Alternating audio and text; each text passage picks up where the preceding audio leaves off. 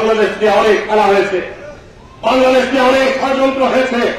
এই ষড়যন্ত্র আর খেলা আমরা অব্যাহত রাখতে দেব না। আমরা তন্ত্রটা বলবো যে আপনারা জনগণের স্বার্থে, জনকল্যাণের জন্য যে পদক্ষেপ গ্রহণ করা দরকার পদক্ষেপ গ্রহণ করে আমরা আপনাদের পাশে আছি। পুলিশ প্রশাসন আজকে আপনাদের অতীত কর্মকাণ্ডকে আপনারা ভুলে যান। অতীত কর্মকাণ্ড থেকে আপনারা নতুন করে বাংলাদেশকে বিনির্মাণের জন্য অপরাধীদের বিরুদ্ধে আইনি প্রয়োগের ব্যবস্থা গ্রহণ করুন। জনগণ আপনাদের পাশে থাকবে।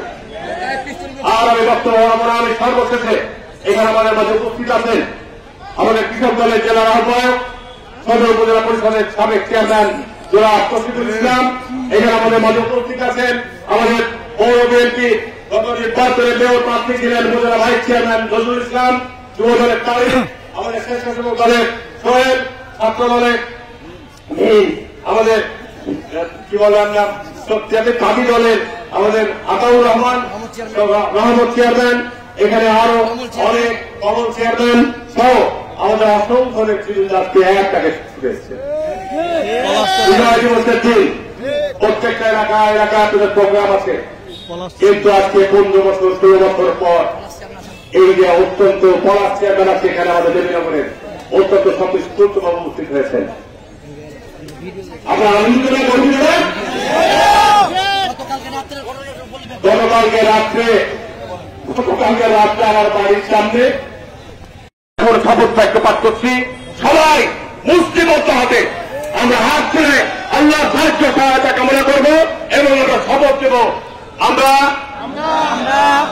আল্লাহর রক্তে প্রতিজ্ঞাবদ্ধ হচ্ছি যে দেশের স্বাধীনতা সার্বভৌমত্ব অক্ষুণ্ণ রাখার দৃঢ় প্রত্যয় ঘোষণা করছি। দেশ বিরোধী সকল চক্রান্তকে পদচিহ্নিত করে আমাদের স্বাধীনতা সার্বভৌমত্বের পতাকাকে আমরা উজ্জ্বল রাখবো।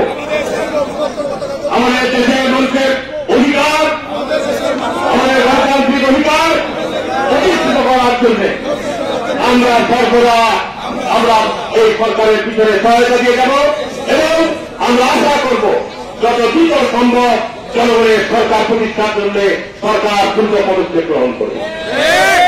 সবাই আমরা আল্লাহর কাছে সাহায্য কামনা করে আমরা আজকের মতো এই কর্মসূচি শেষ করছি। সবাইকে ধন্যবাদ। আসসালামু আলাইকুম ওয়া রাহমাতুল্লাহি ওয়া বারাকাতুহু। বুঝতে পারছেন আমি কি কথাটা বলছি? আপনারা হচ্ছেন বিএনপি যেই সংসদ, সেই বিএনপি সংসদের মেম্বার আপনারা। তাহলে সংসদ, বিএনপি নামক সংসদের যদি মেম্বার হন আপনারা, আপনাদের দায়িত্ব আছে এবং দায়িত্ব কিন্তু গুরুত্বপূর্ণ দায়িত্ব, গুরুত্বপূর্ণ দায়িত্ব। কাজে আসুন সহকর্মীবৃন্দ, আজকের এই 31 দফা আমরা শুধু এই ঘর বা এই প্যান্ডেলের ভিতরে সীমাবদ্ধ রাখবো না। আজকের এই 31 দফা আমরা ছড়িয়ে দিব, আমরা ছড়িয়ে দিব গ্রামে গ্রামে, প্রত্যন্ত মানুষের কাছে আমরা ছড়িয়ে দিব। আজকে আমাদেরকে ছড়িয়ে দিতে হবে প্রত্যন্ত অঞ্চলের মানুষের কাছে। তাদেরকে বলতে হবে, ভাই আমি এই করতে চাই, আমাকে তুমি সুযোগ দাও, আমি এই করতে চাই তোমার জন্য, আমি এই করতে চাই আমাদের ভবিষ্যৎ প্রজন্মের জন্য, আমি মা বোনদের জন্য এই কাজ করতে চাই, আমি কিন্তু তোমার সমর্থন ছাড়া আমি পারবো না। তুমি যদি আমাকে সমর্থন দাও, আমি আমার সর্বোচ্চ দিয়ে তোমার জন্য, দেশের জন্য, দেশের মানুষের জন্য আমি চেষ্টা করব। এই আস্থাটা ধরে রাখতে হবে সহকর্মীবৃন্দ, এই আস্থাটা ধরে রাখতে হবে। আস্থা ধরে রাখার দায়িত্ব আপনার, আস্থা ধরে রাখার দায়িত্ব আপনার কর্মী হিসেবে, দলের কর্মী হিসেবে। আস্থা ধরে রাখার দায়িত্ব জনগণের না। জনগণ দেখবে কার প্রতি তার আস্থা আছে, সে সেই দিকে যাবে।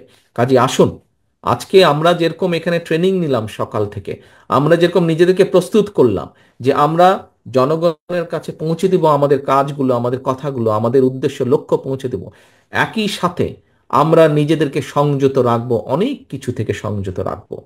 যেই কাজগুলো থেকে নিজেদেরকে সংযত রাখলে এবং আমাদের সহকর্মীদেরকে বাধ্য করব সংযত থাকতে, যেই কাজগুলো থেকে নিজেদেরকে সংযত রাখলে মানুষের আস্থা আমাদের উপরে বৃদ্ধি পাবে, মানুষের বিশ্বাস আমাদের উপরে বৃদ্ধি পাবে, আমাদের সুনাম বৃদ্ধি পাবে, আমরা সেই কাজগুলো থেকে নিজেদেরকে সংযত রাখবো। মানুষ যা চায় না। ভাই রাজনীতি করেন কেন? আপনি করেনই তো মানুষের জন্য। তো যেই মানুষের জন্য আপনি রাজনীতি করেন, এমন কাজ কেন আপনি করবেন যেখানে আপনার আস্থার সংকট দেখা দিবে? তাই না? আস্থার সংকট দেখা দিবে, এরকম কাজ আমরা করব না। সহকর্মীবৃন্দ, আমাদের বহু সহকর্মী গুম হয়েছে, খুন হয়েছে গত 15, 16, 17 বছরে। জুলাই আগস্ট মাসে আমাদের 500 জনের উপরে নেতা কর্মী সারা দেশে আমাদের খুন হয়েছে। 5 শতাধিকের উপরে মানুষ, সহকর্মী আমাদের হত্যার শিকার হয়েছে এই জুলাই আগস্ট মাসে। আর কোনো রাজনৈতিক দলের হয়েছে কিনা আমার জানা নেই, অন্তত আমার দলের নেতাকর্মীরা 500-র মতন নেতাকর্মীরা খুনের শিকার হচ্ছে, হাজার হাজার নেতাকর্মী। আপনাদের এই মঞ্চে এই অনুষ্ঠান স্থলে অনেকে বসে আছেন যারা বিভিন্নভাবে শারীরিকভাবে ক্ষতিগ্রস্ত হয়েছে। কতজনের ব্যবসা বাণিজ্য নষ্ট হয়েছে, ঘর বাড়ি ভেঙে দিয়েছে আওয়ামী লীগের লোকজন। সেগুলো কি ভুলে গিয়েছেন আপনারা? কেন ভুলে যাবেন সেগুলো? সেগুলো ভুলে যাবেন না। এবং একটি কথা আপনাদেরকে আজকে আমি বলি, আমি যেভাবে চিন্তা করি পুরো বিষয়টাকে, আমার সাথে অন্যায় হয়েছে, অবিচার হয়েছে, আমার পরিবারের সাথে হয়েছে, আমার বাবাকে হত্যা করা হয়েছে, আমার মায়ের সাথে অন্যায় করা হয়েছে, তাকে অত্যাচার করা হয়েছে, আমার ভাই মৃত্যুবরণ করেছে এই অত্যাচারের কারণে। আজকে এর জবাব যদি আমাদেরকে দিতে হয়, এই অন্যায় অত্যাচারের, আপনাদের সাথে যে অন্যায় হয়েছে, আমাদের বহু নেতাকর্মী, বাবা মারা গিয়েছে, মা মারা গিয়েছে, স্বজন মারা গিয়েছে, হাত করা অবস্থায় তাকে জানাজা পড়তে বাধ্য করেছে, আমাদের বহু সহকর্মী মারা গেছে জেলখানার ভিতরে হাত করা পড়া অবস্থায়। নিশ্চয়ই আপনাদের সেগুলো মনে আছে। এখন আমরা যদি এই সকল অন্যায়ের, অবিচার, অত্যাচারের জবাব দিতে চাই, যদি জবাব দিতে হয়, তাহলে তারা যা করেছে সেভাবে করলে জবাব দেওয়া হবে না, তাহলে তাদের আর আমাদের মধ্যে কোনো পার্থক্য থাকলো না। সে অধম বলে কি আমরাও অধম হব নাকি?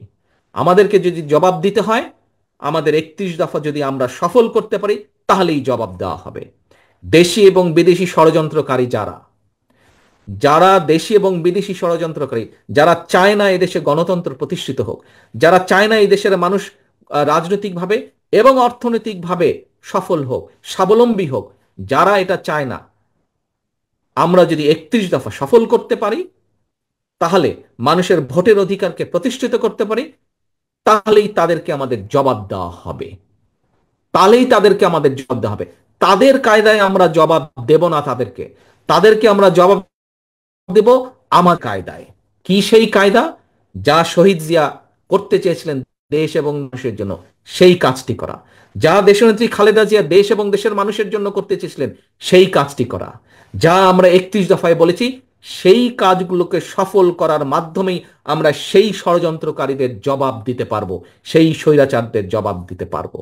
কাজে আসুন সহকর্মীবৃন্দ, আমরা আজকে প্রতিজ্ঞা নেই, আমরা আজকে শপথ গ্রহণ করি। 31 দফাকে যেভাবে আমরা পৌঁছে দিব মানুষের কাছে, একইভাবে সে 31 দফাকে যাতে আমরা সফল করতে পারি, ওই স্বৈরাচার, ওই ষড়যন্ত্রকারীদের জবাব দিতে পারি 31 দফাকে সফল করার মাধ্যমে। তার জন্য মানুষের আস্থা, মানুষের বিশ্বাসকে আমাদের প্রতি কিভাবে ধরে রাখবো, সেই পরিকল্পনা আমরা গ্রহণ করি, সেই প্রতিজ্ঞা আমরা গ্রহণ করি। সহকর্মীবৃন্দ, সকল সহকর্মীবৃন্দ, আপনাদের সকলকে ধন্যবাদ জানিয়ে আমার বক্তব্য শেষ করছি। আসুন, আমাদের টেক ব্যাক বাংলাদেশ কিন্তু এখনো শেষ হয়ে